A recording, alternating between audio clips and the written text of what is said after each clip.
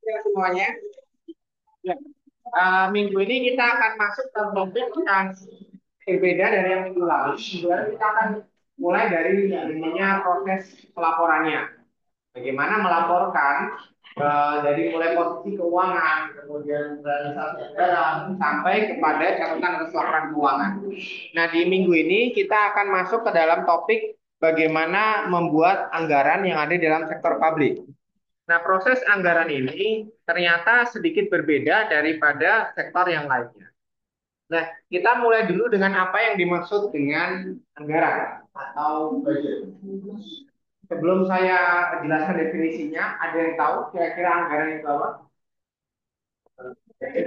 Ya, itu kan bahasa Inggrisnya. Rincian, apa lagi? Rincian apa?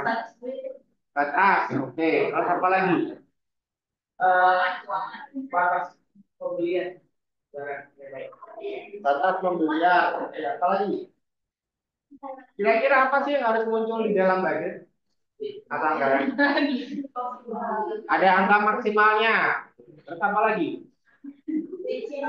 Rinciannya, dia harus detail, harus rinci. Ada angka maksimalnya, artinya ada yang namanya satuan unit moneter. Ya, satuan unit moneter kita apa? Rupiah. Tuh. Yang kedua ada aktivitas yang mau dilakukan. Yang kalian minta tadi dalam bentuknya katanya detail. Gitu ya. Nah, itu adalah yang namanya anggaran. Sorry, kenapa agak. Nah, anggaran itu adalah sebuah rencana atau sebuah tahapan di mana kita itu melakukan sesuatu aktivitas, sebuah kegiatan dengan eh, pengeluaran dengan jumlah uang tertentu atau dengan satuan unit moneter tertentu yang akan kita lakukan selama periode tertentu. Jadi ada aktivitas, ada satuan unitnya, ada periode atau waktu. Artinya kita tahu bahwa ini akan dilakukan dalam 1 tahun ke depan, atau 2 tahun ke depan, atau bahkan habis dalam beberapa tahun ke depan. Sama seperti kalau kalian mau masuk kuliah, pasti orang tua kan akan menyiapkan anggaran pendidikan. Minimal gitu ya, minimal itu 4 tahun ke depan. Mau lulus 3,5 tahun, atau mau lulus 5 tahun, atau bahkan maksimal lulus 8 tahun pun gitu ya. Kan boleh ya, lulus 8 tahun kan boleh. Maksimal kan itu. Nah, orang tua akan menyiapkan anggaran minimal kalau 4 tahun lulus ini sekian.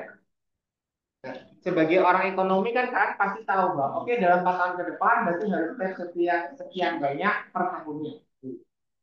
Itu adalah idealnya kalau kita mau menyusun yang namanya budget atau anggaran.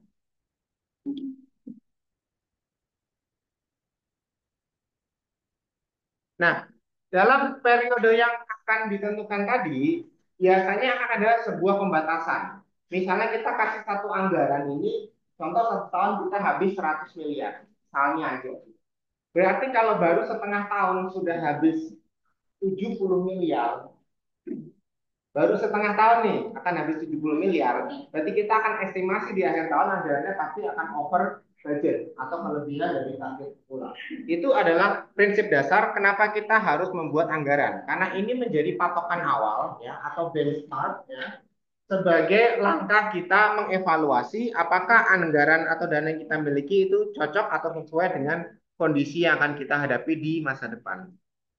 Nah, itu konsep anggaran secara umum. Nah, kalau di sektor publik itu seperti apa? Konsep anggarannya sama. Cuma di sini penggunaannya itu akan digunakan dalam perencanaan kegiatan publik selama periode yang ditentukan. Nah, periode kita tetap sama. Ada 1 tahun, ada 3 tahun, ada 5 tahun. Jadi budget pemerintah atau anggaran pemerintah tidak dibikin dalam satuan yang pendek, 1 tahun doang tidak. Mereka sudah punya long plan gitu, jangka panjang 5 tahun bagaimana. Jadi ketika seorang kepala pemerintah terpilih, dia pasti sudah punya rencana besar. Dalam minimal 4 tahun ke depan dia mau ngapain? 4 tahun ke depan mau ngapain? Karena itu adalah satu periodenya dia. Nah, tahun pertama apa yang mau dicapai? Itu diatur dalam kategori per tahunnya.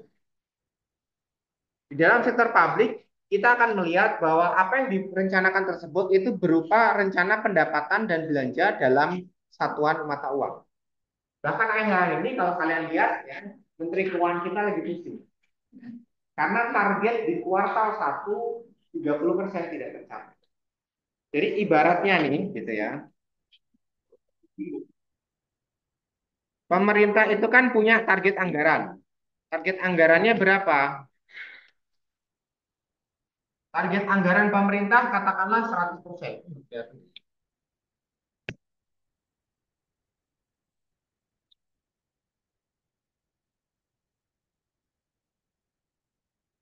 Targetnya 100%.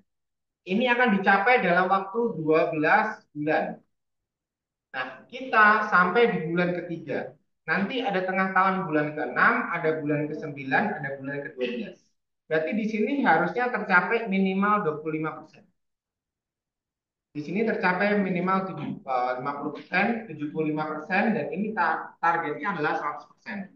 Masalahnya pada kuartal yang pertama, gitu ya, 20% tidak tercapai.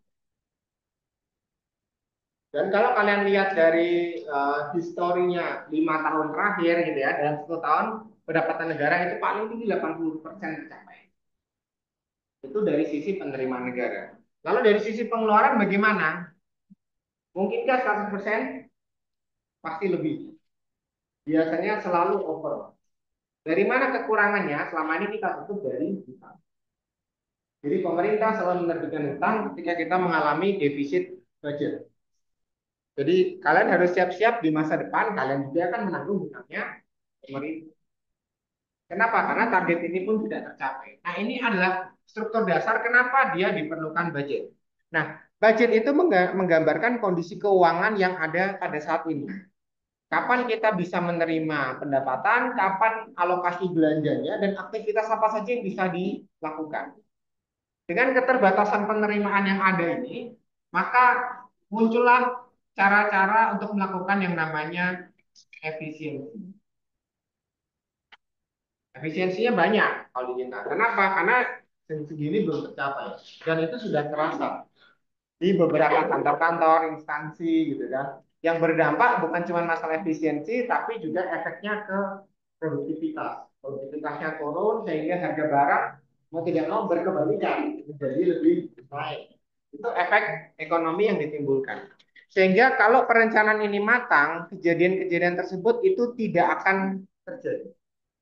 Sehingga anggaran yang bagus itu akan merefleksikan kebutuhan publik yang mungkin nggak negara-negara maju ya, itu juga mengalami masalah atau problem terkait dengan budget. Sangat mungkin. Bahkan Amerika dia pernah nutup kantor pemerintahan dia selama 2 sampai 4 bulan. Tidak ada pelayanan publik di situ. Kenapa? Karena nggak ada duit. Itu Amerika ya negara maju. Kalau Indonesia bagaimana? Indonesia bukan lagi negara maju, masih di bawahnya gitu. Jadi hal kayak itu akan sangat mungkin terjadi kalau kita mengalami defisit budget. Kenapa bisa seperti itu? Karena keinginan publik itu cukup banyak, tetapi pemerintah tidak bisa mengakomodasi semuanya. Dalam tanda kutip, pemerintah nggak bisa menyenangkan semua keinginan masyarakat. Si A mau begini, si B mau begini, nggak bisa.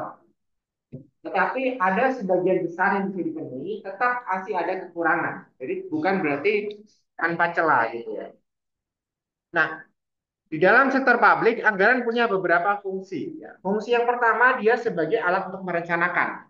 Jadi di sini dia akan dibikin sebuah kendali yang diluncurkan oleh Badan Pemeriksa Keuangan. Kalau kegiatannya sekian banyak, sekian ratus jumlahnya, anggarannya sekian banyak juga, ini akan tercapai kira-kira berapa?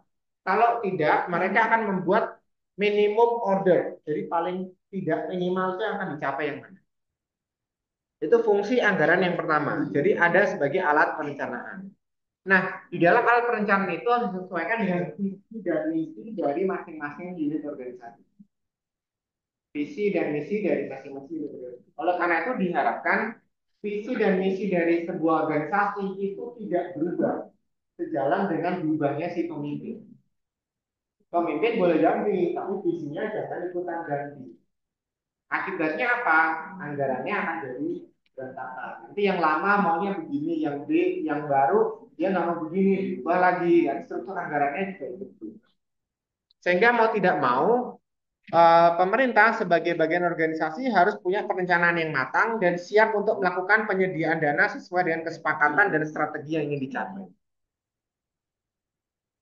Yang berikutnya adalah anggaran ini sebagai alat pengendalian. Kalau kita sudah tahu ini batasan, tadi kan bilang ada batasan. Anggaran batasannya berapa triliun misalnya. Nah, di situ sebagai alat pengendalian bahwa kita tidak boleh boros. Sampai di tahap itu, contoh yang tadi 100 M, ternyata setengah tahun kita sudah 70 M. Berarti ada kemungkinan kita akan kelebihan, membolos 40 M. Nah, di situ mulai ditekan. Jadi biasanya pemerintah itu akan melakukan efisiensi, itu biasanya ada di bulan ke-9 atau sampai bulan ke-11. Ya. Bulan ke-9 sampai bulan ke-11. Nah, bulan ke-11 itu biasanya pemerintah akan melakukan yang namanya penyesuaian anggaran. Di bulan November itu selalu ada yang namanya APBNP. Ada tambahan P-nya, yaitu penyesuaian. Nanti mereka akan kalkulasi anggaran mana yang tidak terpakai. Itu masih utuh ya. Itu dialokasiin ke unit-unit yang kekurangan anggaran. Sehingga mau tidak mau kekurangan kegiatan itu akan tertutup dari beberapa kegiatan yang tidak mungkin bisa dijalankan. Ini fungsinya sebagai alat pengendalian dan juga sebagai alat monitoring kondisi keuangan. Anggaran juga berfungsi sebagai alat kebijakan. Kenapa? Karena anggaran ini tidak boleh digunakan semena-mena. Sebuah kementerian, misalnya dia mengusulkan anggaran 20 triliun. Apakah langsung dapat 20 triliun? Ya.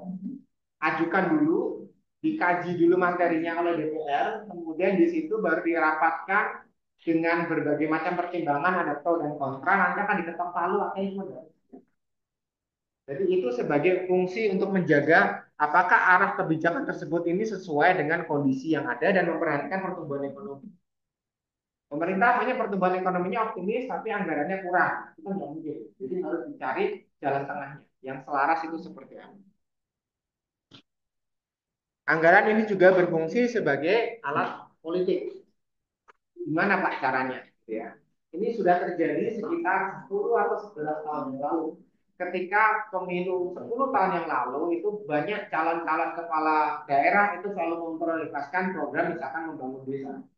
Contoh yang sederhana aja dari mulai pada saat pertama kali Pak Jokowi menjadi presiden. Dia mencanangkan kalau terpilih, nih gitu, kalau terpilih satu desa akan dapat dana miliar. Jadi anggaran itu dijadikan sebagai alat campaign. Supaya apa? Warga desa mau pilih dia. Atau kepala desa mengerahkan semua sumber daya untuk memilih calon. Yang lain bagaimana? Sama juga. Jadi mereka dengan berbagai macam janji, oke nanti kalau saya terpilih, ini bagian ini saya naikkan anggarannya. Bagian ini saya dapatkan fasilitas ini. Nah ini menggunakan anggaran itu sebagai alat politik di mana ada momentumnya. Ya. Tetapi ingat, ada Dewan Eksekutif, ada Dewan Legislatif yang juga mengawasi sehingga harus dilakukan secara proporsional. Berikutnya, anggaran ini sebagai alat komunikasi dan koordinasi. Di mana setiap kementerian itu harus menyusun anggarannya dan mengkomunikasikan dengan koordinatornya. Ada yang namanya Menko. Kita Menko-nya cukup banyak. Sekalipun ada banyak, di banyak Menko masih ada banyak kementerian yang menaungi. Sehingga mau tidak mau itu harus berkomunikasi. Tidak saling tumpang tindih. Contoh, ada Menteri Pariwisata, ada Menteri Ekonomi Kreatif. Itu bisa jadi tumpang tindih. Satu dia memajukan pariwisata, yang satu dia memajukan tindakan ekonomi kreatif di daerah. Bisa jadi kegiatannya tumpang tindih dengan kegiatan ekonomi pariwisata atau sektor kepariwisataan. Atau juga ekonomi kreatif tumpang tindih dengan Menteri Koperasi dan UMKM. Karena ekonomi kreatif itu munculnya dari justru malah ide-ide yang kecil, dari startup-startup yang kadang juga masuk dalam kelompoknya UMKM maupun koperasi. Sehingga ini mereka harus melakukan komunikasi bagaimana cara yang baik mengatur dan mengolah anggaran tersebut. Selain itu, anggaran ini juga berfungsi sebagai alat penilaian kinerja. Di mana kita bisa melihat penilaian kinerja yang terjadi kalau pemerintah misalnya menetapkan dia punya anggaran 10 triliun dalam waktu 1 tahun. Ternyata dia bisa mencapai 9 triliun saja. Berarti ada surplus 1 triliun. Kondisi surplus ini dikatakan dia punya kinerja yang bagus karena bisa melakukan pengimbangan. Tetapi apakah yang kondisinya defisit ini menjadi problem? Belum tentu. Defisitnya kenapa? Kalau memang anggaran tersebut dibutuhkan masyarakat dan ternyata cost-nya lebih mahal daripada estimasi, maka itu dikatakan tidak bermasalah. Kecuali defisitnya memang digunakan untuk hal yang di luar dari ekspektasinya. Sehingga ini menjadi salah satu penilaian apakah surplus dan defisit itu juga digunakan sebagai pemantauan kinerja. Bahkan ada kementerian yang dia surplus terus, itu juga ada masalah. Yang defisit terus nggak dipecah-pecah, gitu ya. Contoh PLN juga dia kan defisit terus ya, tapi nggak akan dimatikan. Kan nggak punya sumber daya seperti itu. Mungkin perusahaan air minum juga sama. Air yang didistribusikan kotor sekalipun mau nggak akan didemo, dikomplain dan diganti, ditutup gitu. Mau minum apa kalian kan gitu. Jadi ada penilaian-penilaian yang seperti itu di luar dari masalah anggaran. Berikutnya adalah anggaran sebagai alat motivasi. Karena di sini dicapaikan yang namanya tujuan 3E. Ada ekonomi, efisiensi, dan juga efektivitas. Yang terakhir, anggaran digunakan sebagai sarana untuk menciptakan ruang publik. Kalau kita lihat dari momentumnya, kita bisa melihat bahwa ada banyak sekali ruang terbuka hijau yang digunakan atau yang disusun oleh pemerintah daerah ataupun unit-unit layanan masyarakat yang boleh digunakan oleh masyarakat secara bebas. Aksesnya tanpa dipungut bayaran apapun. Tetapi ada juga yang disalahgunakan. Pernah ada di satu tempat, jadi semacam seperti bukan RPTRA sih, tapi seperti kayak taman taman milik warga gitu ya. Dibangun dari mana? Dari uangnya dana desa atau punyanya balai desa gitu ya. Tetapi ada sekolah yang numpang kegiatan olahraga di situ, sekolah swasta gitu kan. Diprotes lah sama warga. Kenapa? Karena ini uang negara, bukan uang swasta. Jadi tidak boleh dipakai. Kecuali yang membangun adalah sekolah tersebut, dan dia boleh pakai. Kalau SD negeri pakai di situ gimana? Boleh, karena apa? Sama-sama miliknya pemerintah gitu. Jadi semacam itu ada. Yang penting dia terorganisasi dengan baik dan tidak ada pungutan liar di sana. Tapi jangan-jangan ada kalau dari sini boleh karena dia bayar tugasnya atau dia bayar ke warganya. Ada yang seperti itu ya. Dan itu sangat lazim sekali. Kalau tiba-tiba dia kasih amplop ke kepala desanya boleh pakai, ada juga yang kasus seperti itu. Itu tadi adalah 8 fungsi yang membuat anggaran itu bisa menjadi semakin kompleks di Indonesia. Di mana anggaran bisa berfungsi sebagai alat perencanaan, pengendalian, pembuat kebijakan, alat politik, koordinasi, penilaian kinerja, motivasi, maupun menciptakan alat di ruang publik. Lalu bagaimana kaitan antara waktu kita menyusun perencanaan tersebut dengan kegiatan yang ada di dalam anggaran? Yang pertama kita perlu lihat satuan dasar atau konsep dasar dari anggaran itu bermuncul dari mana? Dari Undang-Undang Keuangan Negara. Di dalam Undang-Undang Nomor 17 Tahun 2003 ini sudah diamanatkan untuk pemerintah menyusun yang namanya anggaran. Sudah ada ketentuan di sini. Harus dibikin dengan pendekatan yang sifatnya terpadu dengan kerangka pengeluaran yang sifatnya jangka menengah. Kita akan bahas apa yang dimaksud dengan jangka menengah. Jadi pemerintah itu punya 3 skema. 1 tahun atau jangka pendek, 3 tahun atau jangka menengah, 5 tahun atau jangka panjang. Kalau dulu pada zamannya Presiden Soeharto, mereka membuat singkatan yang namanya pembangunan 5 tahun. Ada waktunya ya, 5 tahun. Tapi kenapa pembangunan? Karena pada saat era tersebut memang semuanya adalah era revolusi pembangunan. Di mana-mana membangun, di mana-mana ada gedung.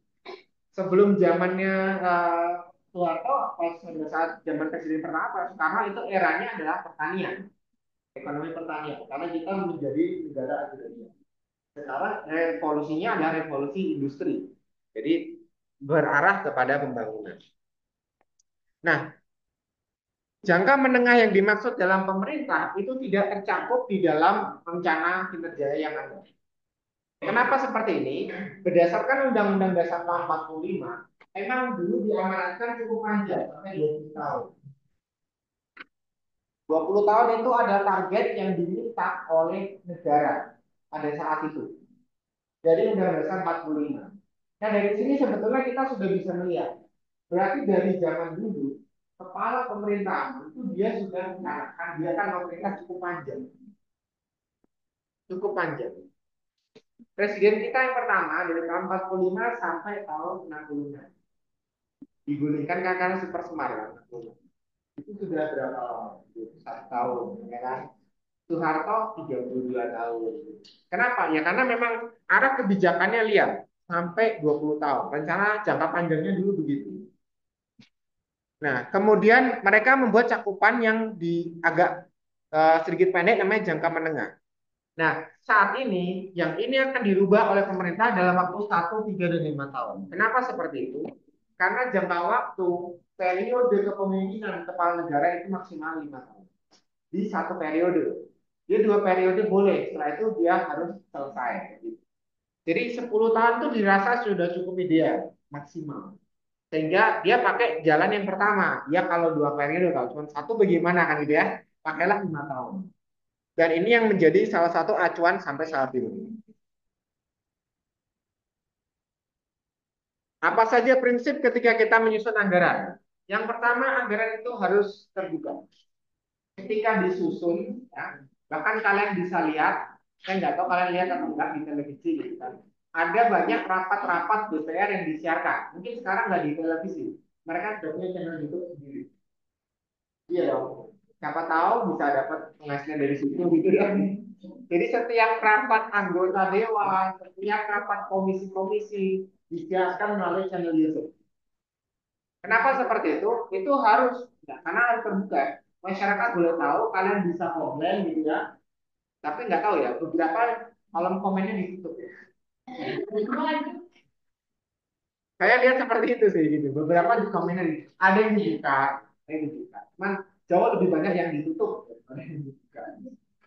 Jadi kan nggak bisa bilang bahwa semuanya ditutup kan. Tetapi memang mereka harus transparan terbuka dan masyarakat harus mengetahui. Masalahnya adalah apakah masyarakatnya pengen tahu kan enggak juga. Contoh kayak kalian sendiri, kalian tahu nggak anggaran di DKI berapa? Iya kan? Tahu nggak ada websitenya Pemprov DKI? Itu aja nggak tahu gitu ya. Lihatnya dari mana? Banyak gitu. Bisa lihat dari websitenya, bisa bikin laporan tertulis, bahkan ada juga yang namanya website namanya jaga.go.id. Jaga.go.id. Bukan. Ini isinya seluruh pemerintahan. Nanti kalian lihat kalian dari mana. Silakan lapor di situ. Itu bisa lihat semua akses transparansi ada. Kalian mau lapor apapun di situ. Bahkan saya pernah lihat ya, yang menarik itu adalah warga di daerah Boyolali. Mereka launching laporan keuangan mereka. Mereka bilang pertumbuhan penduduk 10%. Warganya sendiri komen 10% bagaimana harga barang naik gitu kan. Kemudian pengangguran naik gitu kan. Ini 10% angka dari mana? Ditanya di situ. Boleh. Itu adalah salah satu prinsip yang membuat kita menjadi sangat terbuka. Yang kedua ada prinsip periodisitas. Ada rentang waktu tertentu. Pasti minimal pasti 1 tahun. Atau kalau nggak selesai 1 tahun kita harus selesaikan dalam berapa tahun. Itu harus diberikan prediksinya.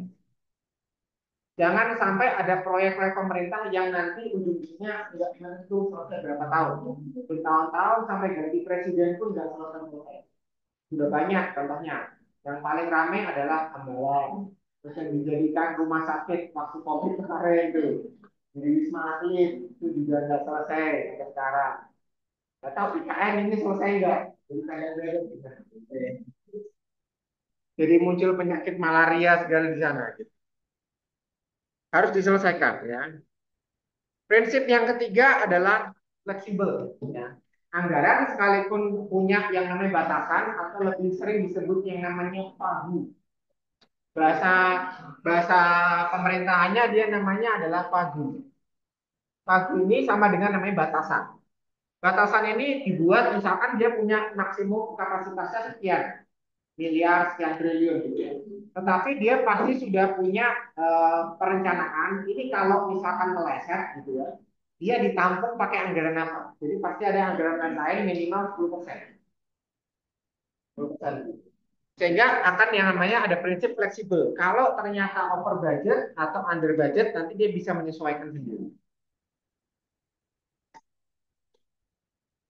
Prinsip berikutnya harus priable.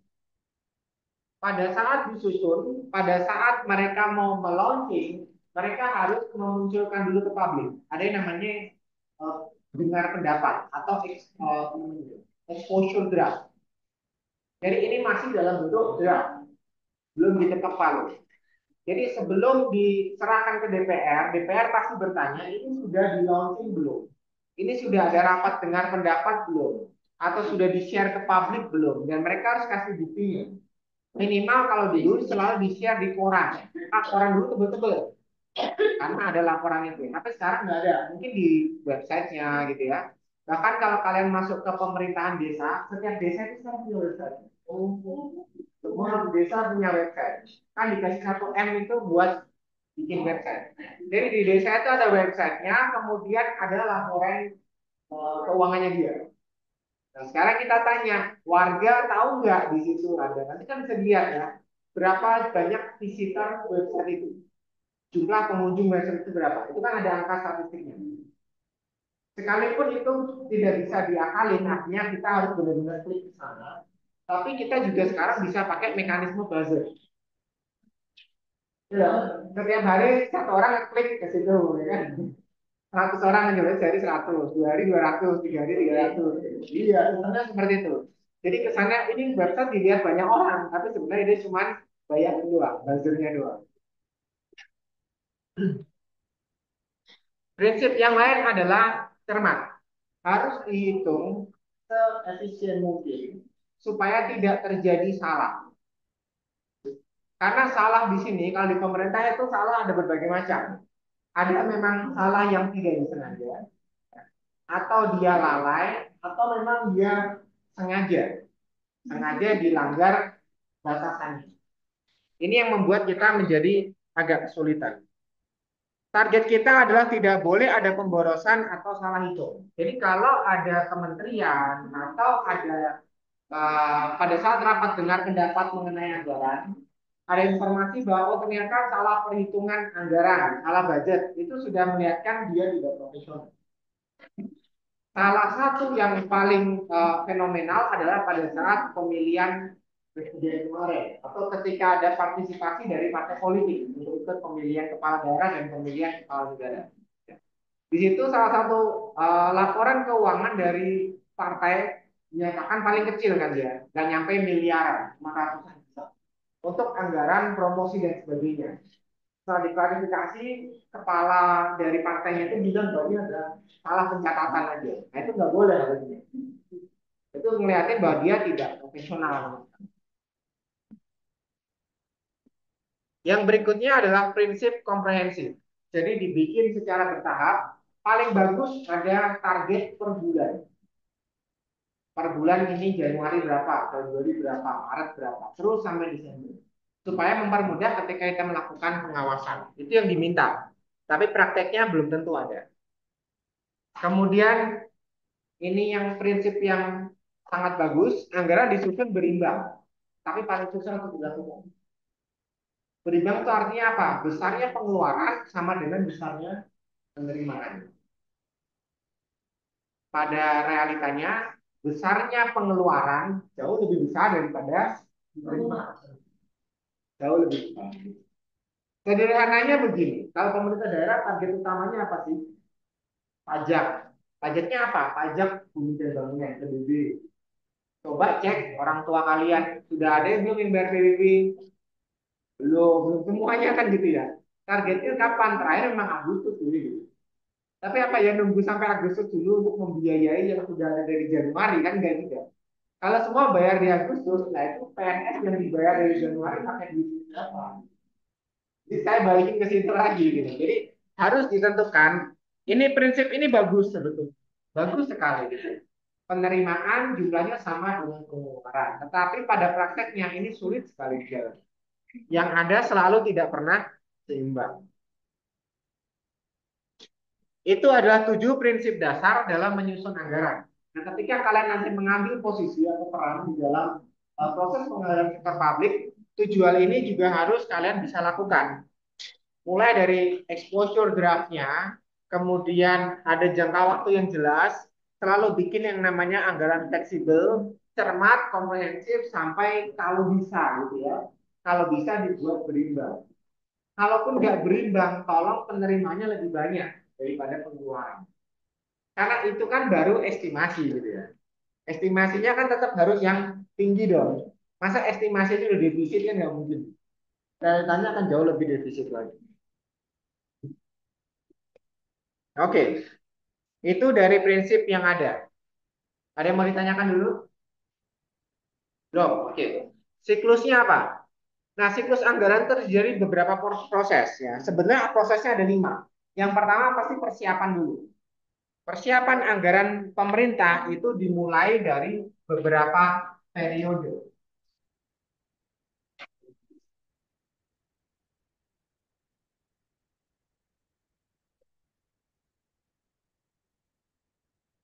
Pertama adalah tahap persiapan. Yang kedua adalah tahap persetujuan.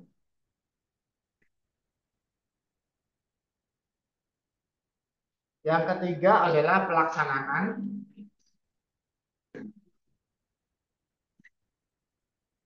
Kemudian pelaporan, pemeriksaan.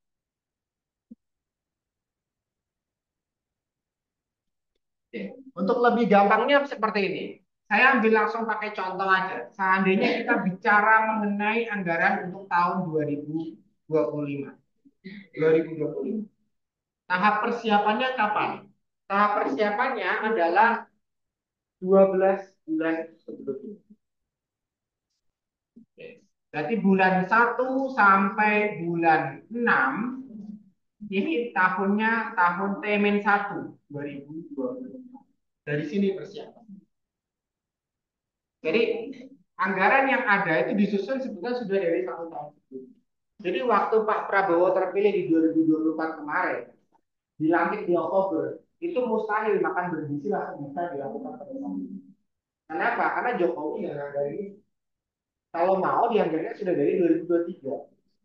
Jadi ketika Prabowo terpilih dianggarnya baru mulai Januari 2025. Harusnya mulai dijalankan itu di 2026. Itu baru siap. Tapi kalau mau disiapin dari 2025, ya dia akan mangkasin anggaran yang berjalan saat ini. Yang sudah disusun oleh periode. Itu yang nggak masuk akal kan di situ. Gitu. Ini prosesnya di undang-undang seperti itu. T-1. Persetujuannya itu pasti hanya di 1 hari, yaitu di 16 Agustus. Pasti di tahun sebelumnya. Ini untuk anggaran yang akan berjalan di Januari sampai Desember 2025. Itu akan diketok palu di sini. 16 Agustus 2025. Selalu. Kenapa? Malam sebelum hari kemerdekaan itu selalu diumumkan pidato dan nota keuangan LPG dan pertanggungjawaban presiden. Disinilah akan ditentukan persetujuannya sah atau tidak. Dan kalau dulu selalu jam 8 malam 16 Agustus itu selalu ditayangkan oleh semua stasiun televisi. Sekarang tidak, makanya TV kabel semua. Nggak ada. Kalau TV lokal semua masih tidak. Nggak ada acara sinetron, nggak ada. Kuis-kuis nggak ada.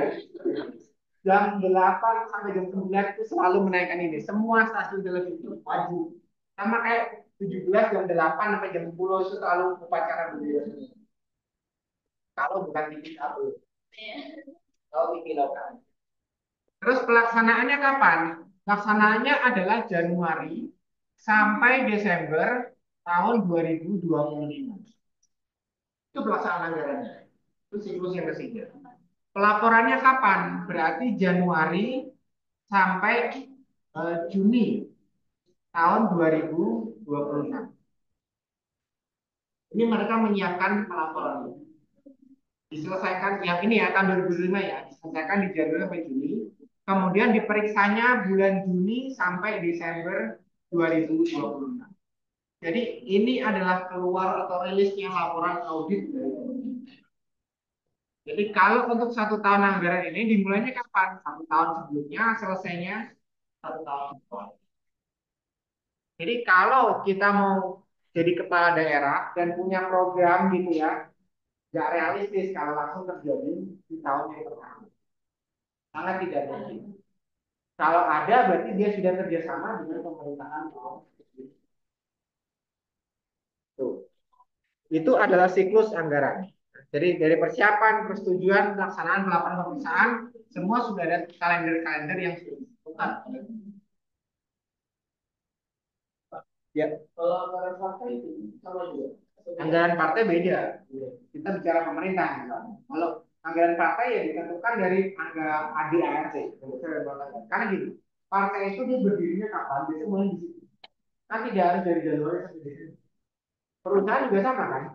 Perusahaan itu nggak dari Januari. Kalau dia berdiri di Juni gimana? Ya bisa. Juni berarti tahun bukunya awalnya Juni, terakhirnya adalah bulan April. Jadi nggak kayak di soal latihan kalian di kelas ya. Januari sampai juga ke Desember tidak seperti itu. Itu kan periode idealnya. Terkadang kita punya sesuatu kan nggak dalam kondisi ideal. Nggak selalu dong kita ketemu sama orang baik, pasti ada orang baik juga gitu. Artinya nggak akan semua kondisinya ideal. Perusahaan pun sama, pemerintahan juga sama. Kalian coba cek ya di Wikipedia. Pemerintahan kepala daerah pun dia berdirinya kan ada tanggalnya. Hari jadinya daerah itu tanggal berapa?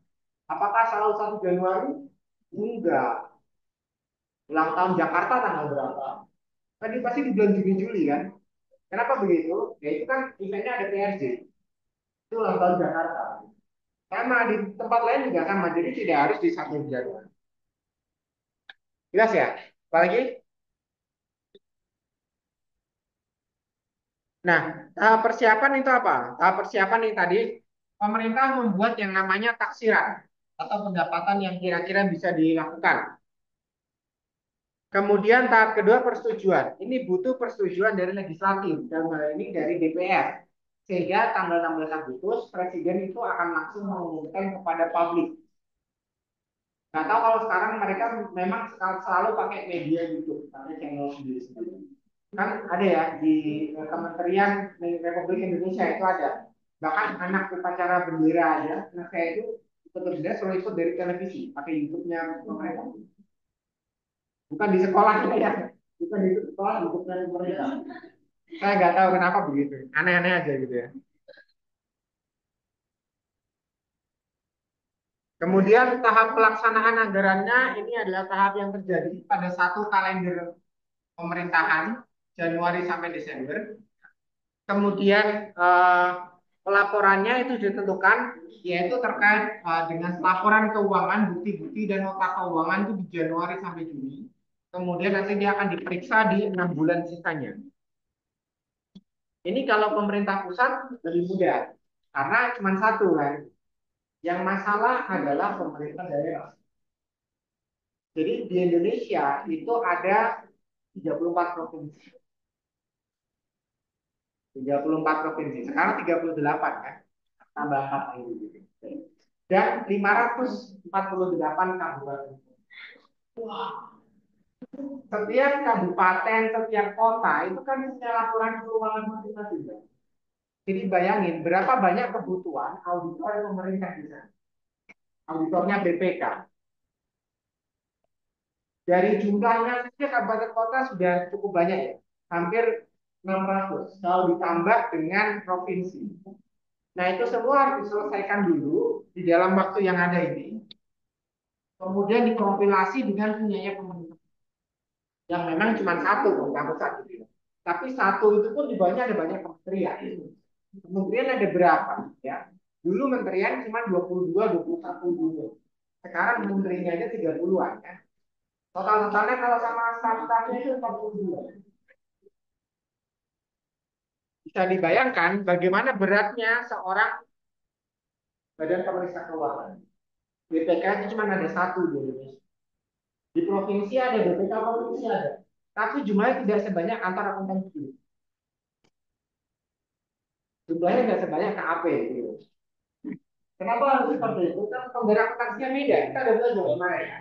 Standar akuntansi bisnis sama sekretaris beda. Standarnya beda, kalian belajarnya beda. Gak mungkin orang yang sudah belajar dengan standar seperti ini, dia akan langsung tiba-tiba bisa dipindah ke sini. Itu sama kayak memutar balikan otaknya, kan nggak mungkin. Jadi dia harus punya spesialisasi di sini. Dan jumlahnya tidak banyak. Sehingga ini akan jadi masalah yang paling menyulitkan di masa depan. Belum lagi ada tantangan ketika ditemukan ada temuan-temuan yang sifatnya material. pada saat pemeriksaan di daerah, mereka juga punya banyak tekanan. Mulai ketemu dengan kasus korupsi, gitu kan. Jadi kadang nih, bahkan banyak cukup terjadi ya, misalnya kepala daerah provinsi tertentu dulu pernah terjadi di Bengkulu, Bengkulu ya. Laporan keuangannya didapat wajar tanpa pengecualian, paling bagus. 3 tahun kemudian bupatinya ditangkap KPK. Bagus nih, 3 tahun kemudian ditangkap. Ada kasus korupsi di sana. Jadi yang bagus tuh yang di mana kan kita nggak tahu. Banyak kasus-kasus kepala daerah itu seperti itu. Ya. Bahkan kalau lihat grafiknya, dari 10 tahun yang lalu, grafiknya itu bukan cenderung stabil, tapi justru naik. Kasus korupsi dari kepala daerah termasuk pegawai eselon 1 dan 2. Contoh anggaran sektor publik. Ya. Contohnya, misalnya nih, contoh tahap persiapan. Kita akan menentukan angka asumsinya dulu. Siapa sih yang menentukan angka asumsi? APBN itu diwakili oleh ada Bank Indonesia untuk membuat asumsi perekonomian. Berapa tingkat inflasi, berapa kebutuhan keuangannya, kemudian Departemen Keuangan. Ini unitnya di bawah Kementerian Keuangan, kemudian koordinasi dengan Badan Perencanaan Pembangunan Nasional atau BPPN, dan juga Menko Perekonomian. Kemudian asumsi yang harus dimiliki apa? Untuk membuat anggaran pemerintah, kalian harus tahu berapa harga dasar minyak bumi di pasar internasional. Berapa dolar per barel. Karena ini acuan apakah sedang terjadi inflasi atau tidak di level internasional. Yang kedua, kuota minyak mentah. Ini ada di forumnya OPEC. Indonesia termasuk anggota OPEC. Kalau forum minyak mentah sedikit, kuotanya sedikit, itu artinya akan terjadi kenaikan harga BBM. Kalau terjadi kenaikan harga BBM, maka otomatis kalau masyarakat kita masih mau pakai Pertalite harga 10.000 gitu ya, maka subsidinya harus ditambahin, anggaran lagi, budget lagi. Kalau enggak, pertama dinaikin kan gitu. Jadi ini juga harus dilihat mereka. Pertumbuhan ekonomi, kita lihat harga barang-barang naik atau enggak, atau cenderung stabil. Harga stabil tapi kuantitasnya dikurangin. Gitu. Ada harga naik, barangnya tetap sama. Ada yang kayak minyak goreng kan, harganya sama, tapi nggak dapat 1 liter, kurang dari 1 liter gitu. Jadi mau pilih yang mana gitu ya. Ada inflasi, ada suku bunga. Ya. Suku bunga kita sekarang relatif kecil, lebih gede kalau kalian nggak taruh di bank, ya kan? Lebih gede kalau taruh di tempat yang lain dibandingkan cuma di deposito. Kemudian nilai tukar rupiah terhadap dolar. Kalau tukar kita bagus, meningkat, maka asumsi ekonomi kita membaik. Bukan hoax kayak kemarin gitu ya. IHSG turun, tapi ternyata itu cuma hoax doang. Tapi yang realitanya ini akan jadi kondisi yang nyata. Lalu kalau sudah ketemu anggarannya, ya, Menteri Keuangan sudah mulai nyiapin panadol. Pusing dia gitu ya. Harus dibagi anggarannya buat bayar pegawai negara berapa gitu ya. Terus buat belanja barang berapa, buat subsidi BBM berapa, yang belum terkatik buat pendidikan kesehatan itu berapa gitu. Udah mulai tuh di situ. Belum lagi proyek-proyek pemerintah yang masih harus jalan atau yang harus sengaja ditutup atau bagaimana. Belum lagi bagi-bagi ke daerah. Karena Pemda itu ada yang sudah maju, ada yang nggak maju-maju gitu ya. Ya kan ada juga Pemda yang tanpa dibantu pemerintah dia udah kaya. Karena sumber daya alamnya melimpah atau sumber daya pariwisatanya melimpah. Tapi ada Pemda yang dia nggak punya apa-apa, cuma ngandelin dari pemerintah. Nah itu harus dibantu alokasi dana dari pemerintah pusat. Baik dalam bentuk transfer ke Pemda baik provinsi, kabupaten maupun kota. Lalu dari tahap persetujuan nanti akan diatur beberapa fungsi yang bisa disesuaikan dengan kebutuhan dari pemerintah daerah dan juga persetujuan DPR. Nah, untuk pelaksanaannya nanti akan diberikan ketentuan dari yang namanya KPKN, Kantor Perbendaraan dan Kas Negara. Jadi duitnya ngambil di sana, bukan lagi di dalam kementerian, tapi semua tersentralisasi ke sana. Jadi seperti contoh nih, sederhananya, kalau kita ambil realita di jalanan, pernah ada yang dapat surat cinta dari polisi? Itu aja di kalian terima suratnya atau damai? Nah, kenapa?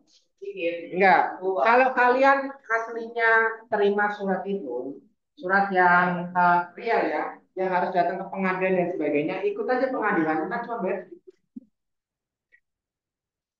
70.000 doang. Sesuai aturan undang-undang lalu lintas kan ada 70.000, kemudian ya, dia datang ke pengadilan sesuai dengan surat undangannya. Kalian didakwa apa? Kalian mengaku ya salah, misalkan saya menerabas lampu merah dan sebagainya. Oke, bayar bayar 10.000. Itu kalau menerabas lampu merah. Kecuali kalau kendaraan besar kan 500.000. Kendaraan besar, mobil kan 500.000. Bayar aja di situ. Bayarnya kemana? Bayarnya ke kas negara, bukan ke kasnya polisi ya. Jadi bayarnya ke ATM-nya negara, bukan ke ATM-nya polisi. Beda gitu. Nah, larinya ke sini, larinya ke KPPR.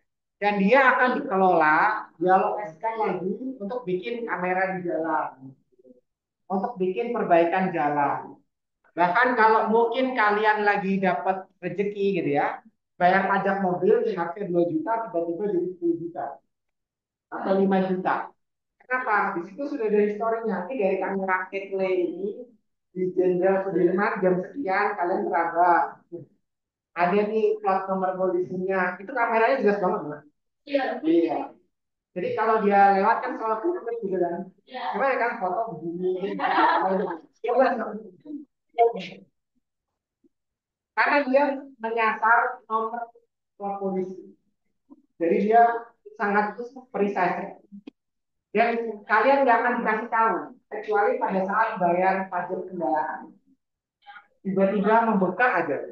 Oh, berarti kalian minta uang. Tapi bisa diklarifikasi. Selama kalian punya bukti, tanggal tersebut benar nggak kalian melanggar atau tidak. Tapi kadang kan kita nggak tahu ya. Kameranya itu sudah ada buktinya. Kan di kamera itu kan ada tanggal jamnya juga.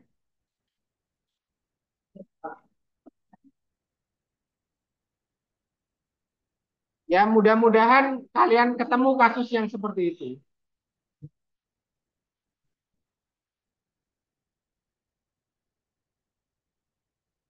Nah, untuk laporan pemerintah, mereka menjadi dari dua tahapan. Ada laporan tengah tahun, ada laporan akhir tahun. Ya, laporan tengah tahun itu tujuannya adalah supaya mereka bisa dicicil dulu apa yang sudah terjadi selama setengah periode.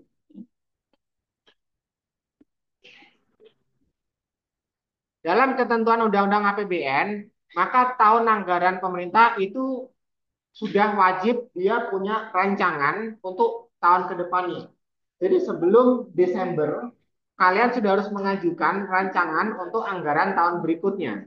Jadi kalau kita ambil contoh tadi, ini tahun 2025, gitu ya, pada 2024 kan dia sudah punya rancangan yang disahkan di 16 Agustus. Jadi sebelum selesai, dia sudah punya rancangan undang-undang untuk tahun 2025. Ini adalah pengesahan APBN 2025 yang disahkannya kapan? 2025.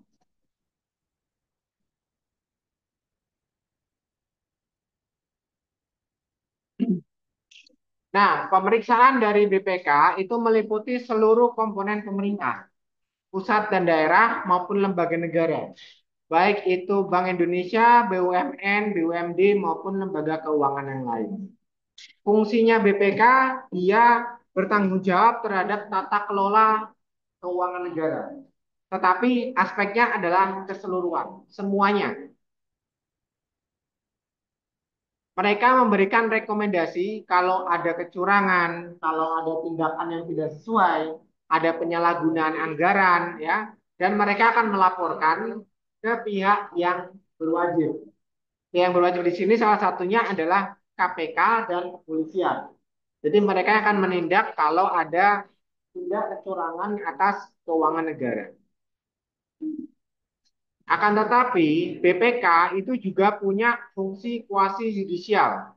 Jadi mereka boleh meminta data ya, untuk memastikan bahwa adanya kerugian negara yang real. Nah, kerugian atas negara ini harus dikembalikan, harus diganti oleh tersangkanya yang korupsi. Makanya beberapa kasus koruptor itu pasti akan diminta untuk dendanya sesuai dengan jumlah estimasi kerugian negara. Ingat ya, itu baru estimasi kerugian negara. Makanya tidak heran beberapa koruptor ada yang sampai dibangkrutkan. Karena jumlah asetnya sama besarnya dengan jumlah kerugian atau bahkan lebih besar. Kalau masih kurang, itu pun masih dengan pidata dan perdana ya. Perdatanya masih ada ya, masih di penjara juga, masih ganti rugi gitu ya. Maka dari itu mereka boleh mengajukan permintaan sesuai dengan kesanggupan.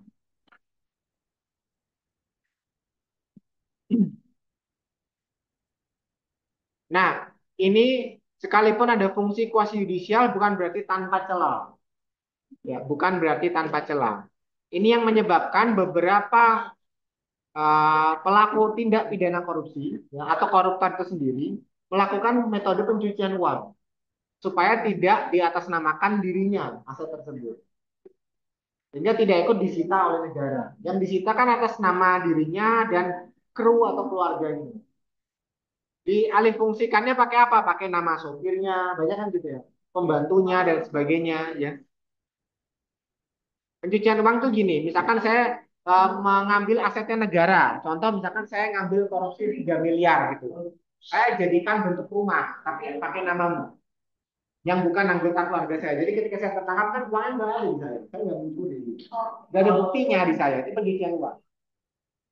Bisa pakai atas nama keluarga sopirnya lah, pembantunya lah. Pokoknya jangan atas nama keluarga dia.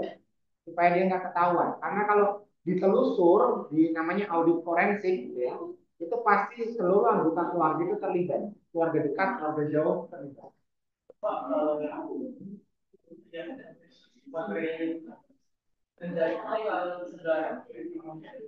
Iya, sama. Dendanya itu dari estimasi kerugian negara. Itu belum dihitung dengan yang lain-lain. Kan itu kan yang estimasi ya. Kira-kira angka kasarnya doang. Pada realitanya pasti lebih besar daripada itu. Gak mungkin. Gak mungkin lebih kecil. Pasti lebih besar daripada itu. Kan ada rugi waktu. Kadang juga merugikan kepentingan orang banyak gitu kan. Itu harus dihitung mestinya.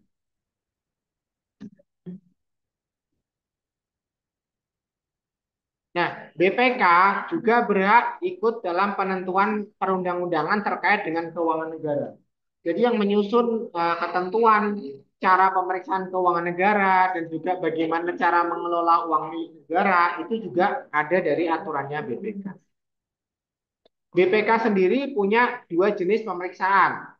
Ada pemeriksaan laporan keuangan. Berarti ini diperiksa hanya laporannya saja dan bukti-bukti keuangan. Kemudian ada juga pemeriksaan kinerja. Ini PNS-nya atau pegawai negerinya, dia bekerja sesuai dengan konteksnya atau tidak. Ya ini bukan lagi kita bicara surplus atau defisit ya, tapi kinerjanya sesuai dengan realita atau tidak.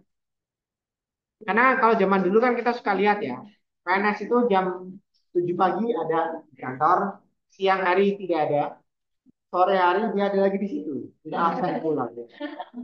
Sebenarnya 7:05 kan, jam 7 ada, siangnya kosong, jam 5 ada.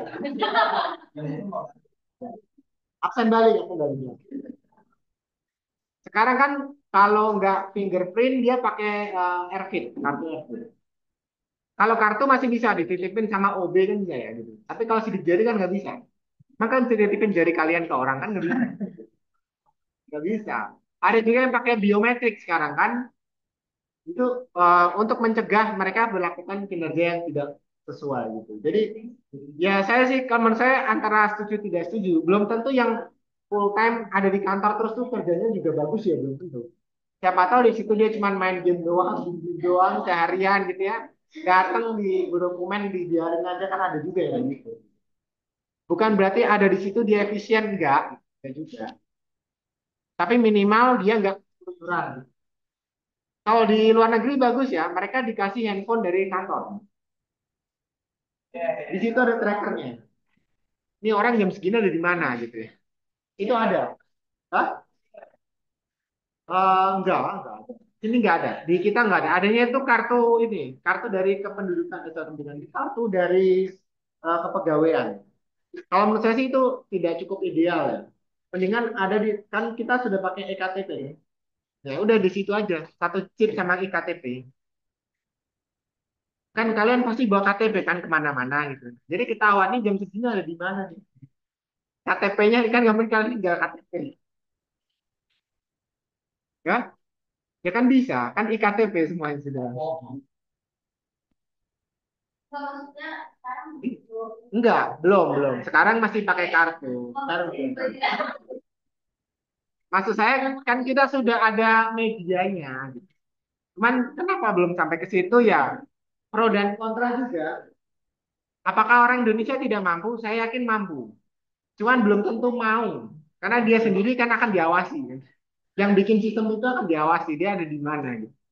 Jadi lebih baik nggak usah dibikin gitu. Nah, itu kan realitanya seperti itu.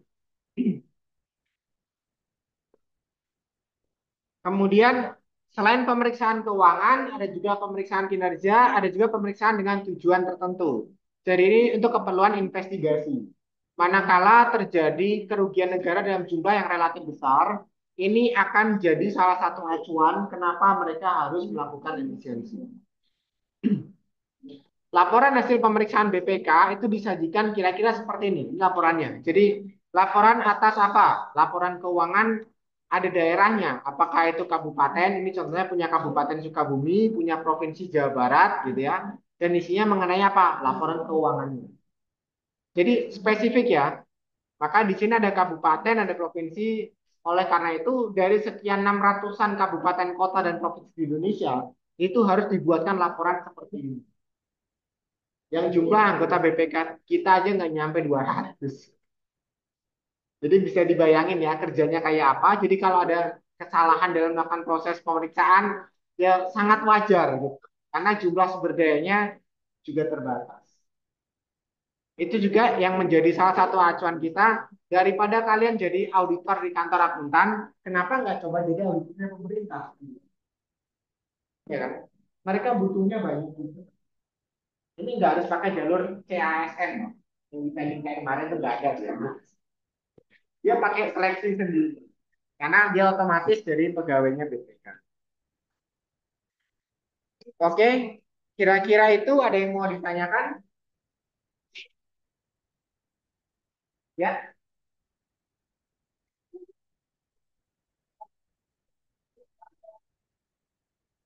dari pemerintah kenapa gitu ya? Oke, kalau ada defisit anggaran, otomatis harus ditutup, kan gitu ya. Defisitnya berapa? 3 triliun. Sudah jalan atau belum? Kan gitu ya. Kalau sudah jalan, dia harus ngambil anggaran yang masih tersisa di unit-unit yang lain. Masalahnya ada nggak? Nah itu kan nggak tahu ya. Jadi mereka harus koordinasi dulu apakah defisit ini bisa ditutup dari unit-unit lain yang masih punya surplus. Itu yang pertama. Dia akan cari dulu. Ada nggak surplus? Kalau ada kasih nih buat nutup. Kemudian yang kedua, kalau ternyata tidak ada yang surplus, caranya gimana? Pakai pinjaman. Kalau Pemdanya bisa nerbitin obligasi sendiri nggak apa-apa. Kalau nggak bisa, dia akan minta pemerintah, pemerintah akan mengeluarkan obligasi yang terbaru. Jadi dia pinjam dari mana? Dari masyarakatnya sendiri. Ori ya, dia menggunakan ori terbaru, kuponnya sekian, siapa yang mau kita beli, itu artinya uangnya akan ditarik ke pemerintah. Caranya seperti itu. Kalau kasih ori masih nggak laku juga, maka pemerintah akan lari ke IMF, International Monetary Fund di Amerika. Mereka akan pinjam ke sana. Bapak fungsinya Bank Indonesia buat apa? Hanya bisa cetak uang. Kalau Indonesia kekurangan duit untuk cetak uang itu sama aja bodoh. Itu akan menyebabkan inflasi. Jumlah uang makin banyak, harga barang akan turun. Daya belinya jadi rendah. Jadi itu tidak akan terjadi. Apakah ada negara yang seperti itu? Ada dulu, Meksiko. Mereka udah minta sampai ke IMF, udah dikasih, negaranya miskin kan gitu. Akhirnya mereka cetak uang sendiri, inflasinya jadi 150%. Indonesia pernah nggak seperti itu? Pernah pada zaman PKI tahun dulu. Kondisinya kondisi keamanan mencekam, ekonomi lesu gitu ya, harga barang susah lah ditentukan di pasar, akhirnya kita inflasi sampai 360. Salah satu caranya adalah ya mau nggak mau kita harus mengeluarkan uang baru. Nah di situ terjadi deflasi besar-besaran. Yang tadinya punya uang 1 juta itu jadi seharga 100 ribu. Dan lebih besar di 1 miliar. Iya. Itu malah jadi penurunan. Itu akan sangat dihindari. Banyak yang menentang pasti. Ya itu sudah pernah terjadi tahun 65. Mudah-mudahan tidak terjadi lagi seperti itu. Pada saat itu yang tadinya hartawan tuh ya udah jadi orang biasa. Nilainya benar-benar turun sampai 1000%. Benar-benar turun. Apalagi punya uang sedikit terus jadi berapa? Itu efeknya kenapa mata uang kita nolnya banyak. Kalau di Amerika kan masih pakai sen gitu. Kita kan enggak, paling kecil berapa rupiah. Jadi uang kita tuh gede karena apa? Karena itu. Kalau mau kembalikan lagi ke posisi awal, jadi pecahan mata uang kita itu enggak sampai segede sekarang. Pecahan mata uang yang kecil itu menunjukkan ekonominya bagus. Tapi kalau pecahan mata uangnya masih besar, itu ekonominya masih kurang terkendali. Malaysia masih terkendali kan bagus. Dia sempat memang agak goyang kemarin karena ada kesalahan. Nah, Malaysia itu kemarin agak bermasalah karena sovereign wealth fund-nya tidak berfungsi dengan baik. Jadi dalam tanda kutip mereka kan bikin kayak kita kan, atau Danantara kan mirip kayak gitu. Tapi mereka nggak berhasil. Sama Anwar Ibrahim tuh tidak berhasil. Danantaranya dia nggak berhasil. Nah, kita mau contoh yang seperti itu atau mau kayak Singapura yang berhasil juga bisa. Ya kalau mau realistis ya, kita kan nggak akan bisa ya kayak Singapura gitu. Di Singapura itu kan rate-nya 18.000 dolar per jam. Di kita, sorry per bulan ya, kita kan 5.000 aja nggak nyampe dari GDP kita. Maksudnya gaji rata-rata orang Indonesia itu 4.900 dolar per bulan. Rata-rata ya. Dari yang tinggi sampai yang rendah. Di Singapura kan sudah 18.000, itu udah berapa kalinya. Jelas lah kita nggak mungkin ke sana. Nah kalau kita mau paksa pakai dengan metode apapun, ya tetap harus surplus dulu negaranya. Jangan defisit, maksain bikin ini, bikin itu. Sama aja kayak kalian punya gaji kecil, tapi maunya banyak. Caranya gimana? Bisa nggak? Bisa. Artinya apa? Kalian harus berhemat. Makan misalkan 5.000 sehari gitu loh. Misalnya gitu. Bisa nggak? Ya bisa gitu. Kalau mau dipaksain bisa. Tapi ya nggak berapa lama juga kelaparan sendiri. Tetap nggak. Iya. Kalau bisa atau nggak bisa itu kan balik lagi ya. Itu persepsi kita. Jadi kalau memang masih kurang ya jangan tinggi-tinggi lah harapannya. Yang penting bisa ibaratnya gini loh. Kan kalian pernah dengar ya istilah di bawah garis kemiskinan. Pernah dengar ya? Sebenarnya di bawah garis kemiskinan itu yang kayak gimana sih? Apa? Istilahnya berapa? Tidak memenuhi kebutuhan sehari-hari ya gitu. Nah sekarang kata yang pas garis kemiskinan itu yang gimana? Nah dari cuma di atas garis kemiskinan, di bawah garis kemiskinan. Nah yang pas garis kemiskinan itu gimana? Coba bayangin. Nah Indonesia ya kayak gitu. Kalau mau nih jangan muluk-muluk, bikin dulu deh pas dulu. Jangan surplus, jangan defisit. Bisa nggak? Gitu. Kalau kita masih defisit dulu, mau bikin itu terlalu optimis. Gitu. Jangan kan mindahin ibu kota ya di sini kan pasti di sini aja masih defisit. Gitu, kan. Mau mindahin tambah defisit lagi. Padahal kan nggak punya duit masih maksain beli rumah baru. Mindahin barang baru kan nggak bisa, tenaganya kurang. Oke, ada lagi yang mau ditanyakan? Ya. Anggaran kan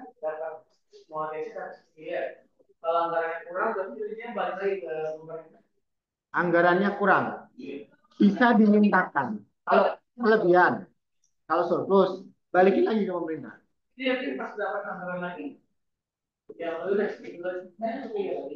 Jadi gini, 1 miliar, ternyata 1 tahun habisnya 700 juta. Berarti masih ada surplus kan, 300 juta kan. Nanti tahun depannya dia akan ditanya, mau tetap 700 atau 1 miliar. Gitu. Kalau memang maunya tetap 700 ya nggak apa-apa. Tapi dari aturan undang-undang desa, memang satu desa itu 1 miliar. Nggak boleh lebih. Kalau lebih nggak dikasih. Tapi kalau 1 miliar masih dikasih. Ya minta aja 1 miliar, kalau lebih balikin lagi. Kan lebih enakan begitu.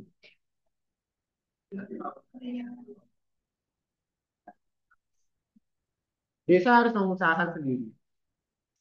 Yang ada itu biasanya gini, kalau realitanya 700 miliar, biasanya desa akan membuat tabungan sendiri. 300-nya itu diinvestasiin. Entah dalam bentuk barang, entah dalam bentuk tertentu, atau di markup anggarannya, supaya bisa tetap 1 miliar. Tapi uang tersebut tersimpan di desa. Yang penting jangan dikorupsi aja. Jadi kalau mereka defisit, masuk ke sana. Cuman daripada berisiko, mendingan dijadikan barang atau dijadikan alat konsumtif, ya misalkan untuk masyarakat. Contoh misalkan desa nelayan, belikanlah satu kapal baru, misalkan gitu ya. Kan satu kapal itu 120 juta buat nelayan. Itu bisa dipakai, disewakan ke nelayan-nelayan kecil, bayarnya bayar sewanya patungan, misalkan gitu kan. Nanti mereka bayar solarnya aja, bagi hasil sama Pemda. Itu bisa. Itu menguntungkan sekali kalau. Karena nggak semua nelayan itu punya kapal, contoh. Daripada beli begitu, Pemda yang sediain mereka bayar sewa. Jadi kayak kalian nyewa, nanti dapat ikannya berapa? 1 kilo, 2 kilo lah gitu ya. 1 kilo buat kalian, jual 1 kilo buat jual ke desa. Gitu, caranya. Dan itu yang lazimnya dilakukan sekarang. Atau bikinin balai desa, bikinin kantor desa, atau semacam seperti desa wisata itu, semua tembok-tembok di desa itu dicat ulang, ditata ulang, bahkan dibikinin wifi gratis. Bahkan kalau yang DKI ya, yang DKI ini kan gubernur terpilih sudah bilang setiap kelurahan akan dapat tambahan satu tower wifi gratis. Ya tinggal RW-nya ngomong atau enggak. Satu kelurahan, ya. Satu kelurahan. Jadi ada nambah kuotanya lah, paling enggak lemot-lemot banget. Karena bisa untuk aktivitas desa, ya kan, bisa buat kegiatan sekolah dan sebagainya. Ada lagi? Sudah. Oke. Uji ada yang mau ditanyakan atau sudah cukup jelas? Sudah cukup jelas, Bapak. Oke, kalau sudah cukup jelas, nanti kita ketemu lagi di sesi minggu depan ya, pakai link Zoom yang sudah diberikan. Kemudian jangan lupa untuk pengganti kuisnya nanti saya tunggu hari ini ya.